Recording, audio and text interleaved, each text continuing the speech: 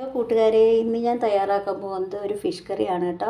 അതിന് വേണ്ടിയിട്ട് ഇവിടെ 1/2 കിലോ ആവോലിയാണ് ഞാൻ എടുത്തിട്ടുള്ളത്.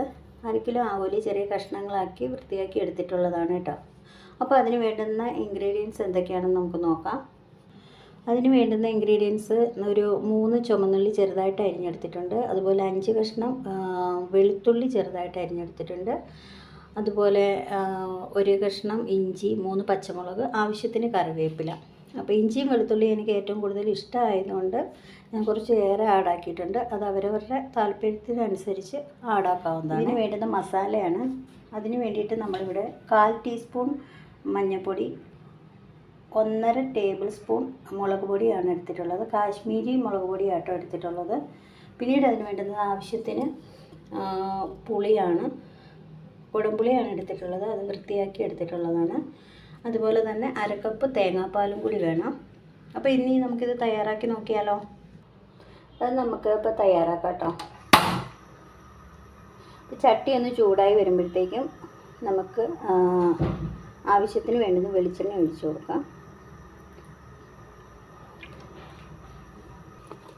ഇപ്പോൾ 2 ടേബിൾ സ്പൂൺ വെളിച്ചെണ്ണ ഞാൻ ഒഴിച്ചു കൊടുത്തിട്ടുണ്ട് കേട്ടോ. അതുപോലെ തന്നെ 1/2 ടീസ്പൂൺ ഉലുവ ഇട്ട് കൊടുക്കാമേ. ഉലുവ ഒന്ന് ചെറുതായിട്ട് മൂത്ത് വരുമ്പോഴത്തേക്കും നമുക്കതിന് വേണ്ടുന്ന വെളുത്തുള്ളി ഇട്ട് കൊടുക്കാം. ഇഞ്ചിയും കൂടി ഇട്ട് കൊടുക്കാം കേട്ടോ. നമുക്കൊന്ന് ഇളക്കി കൊടുക്കാം.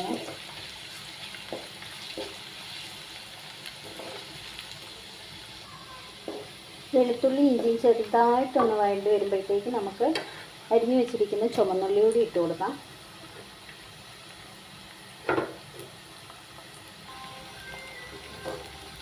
അപ്പോൾ ഇത് നല്ലതുപോലെ ഒന്ന് വഴണ്ട് വന്നിട്ടുണ്ട്. അപ്പോഴത്തേക്ക് നമുക്ക് പച്ചമുളക് കൂടി ഇട്ട് കൊടുക്കാം കേട്ടോ. പച്ചമുളകും കറിവേപ്പിലയും കൂടി ചേർത്ത് കൊടുക്കുന്നുണ്ട്. ഒരു ചെറിയ തീയിലിട്ട് വേണം കേട്ടോ ഇത് വഴറ്റിയെടുക്കാനായിട്ട്. ഇനി നമുക്ക് നമ്മുടെ ഇതിൻ്റെ എടുത്ത് വെച്ചിരിക്കുന്ന മസാലയില്ലേ, അത് നമുക്ക് ഒരു ശകലം വെള്ളം ഒഴിച്ച് നമുക്കിതൊന്ന് കുഴച്ച് കൊടുക്കാം. നമ്മളിത് അല്ലാതെ നേരിട്ട് നമ്മൾ വഴണ്ടതിനകത്തോട്ട് ഇടുന്നില്ല കേട്ടോ. നമ്മൾ ചെറുതായിട്ടൊന്ന് കുഴച്ച് കൊടുത്തിട്ടാണ് ഇടുന്നത്. അപ്പോൾ ഇത് ഞാൻ നല്ല രീതിയിൽ മിക്സ് ചെയ്തെടുത്തിട്ടുണ്ട്. ഇത് നമുക്കിനി ഇതിനകത്ത് ചേർത്ത് കൊടുക്കാം. അതുപോലെ ഒന്ന് ഇളക്കി കൊടുക്കാം കേട്ടോ. ഇത് നല്ലതുപോലെ ഒന്ന് വഴണ്ടി വരും. നമ്മുടെ ആ മുളക് പൊടിയുടെയും മഞ്ഞൾപ്പൊടിയുടെയൊക്കെ ഒരു പച്ചമണമൊക്കെ ഒന്ന് മാറി കിട്ടുന്നിടം വരെ നമുക്ക് ഇളക്കി കൊടുക്കാം. അപ്പം നമുക്കിത് ഒരു പച്ചമണമൊക്കെ ഒന്ന് മാറി വന്നിട്ടുണ്ട്. അപ്പം നമുക്കിവിടെ എടുത്ത് വെച്ചിരിക്കുന്ന പുളിവെള്ളം ഉണ്ട്. പുളിവെള്ളം അല്ല, പുളിയും ഇതിനകത്ത് ഒഴിച്ച് വെച്ചിരിക്കുന്ന വെള്ളം കൂടി ചേർത്ത് കൊടുക്കാം.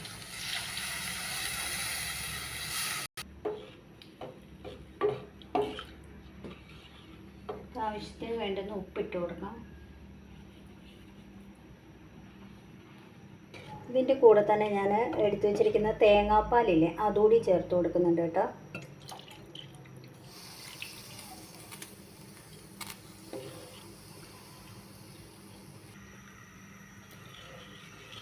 ഇപ്പം നമുക്കിതൊന്ന് മൂടി വെച്ച് കൊടുക്കാം കേട്ടോ. അതൊന്ന് തിളച്ച് വരുന്നിടം വരെ നമുക്കൊന്ന് മൂടി വെച്ച് കൊടുക്കാം.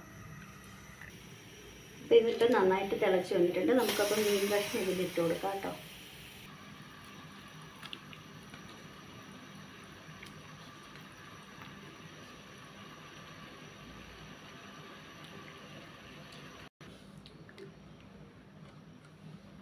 നമുക്ക് ചെറുതായിട്ടൊന്ന് ഇളക്കി കൊടുക്കാം കേട്ടോ.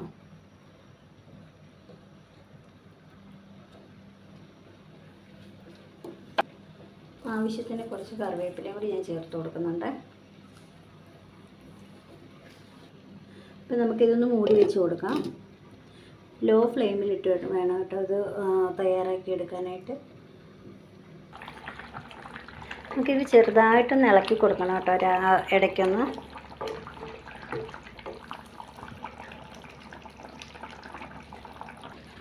അപ്പോൾ ഞാൻ ഇതൊന്ന് ഇടയ്ക്കൊന്ന് ഇളക്കി കൊടുത്തിട്ടുണ്ടായിരുന്നു കേട്ടോ. നമ്മൾ ഉടഞ്ഞു പോകരുത് ഇളക്കി കൊടുക്കുമ്പോഴത്തേക്കും.